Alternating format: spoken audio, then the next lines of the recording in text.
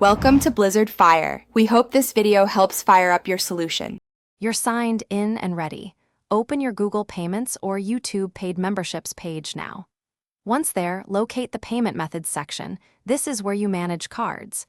You need the new card number, expiry, CVV, and the billing zip ready because you'll enter them immediately. Make sure the account shown matches your premium subscription. If not, switch accounts first. This prevents adding a card to the wrong profile and keeps billing seamless as you proceed to edit or add a payment method.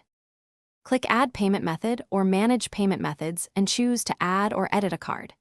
Enter the card number, expiration date, and CVV precisely. Small typos cause declines, then pick or confirm the correct billing address so the bank matches the transaction. Once the card is saved, set it as the default payment method for YouTube Premium so future charges go to the new card. If you're replacing an old card, remove it after confirming the new one works to avoid confusion. Confirm the change by viewing your subscription billing line or waiting for a small authorization hold. This verifies the card is accepted. If the card is declined, first recheck the billing address and available funds and complete any bank authentication like 3D Secure. These often block payment.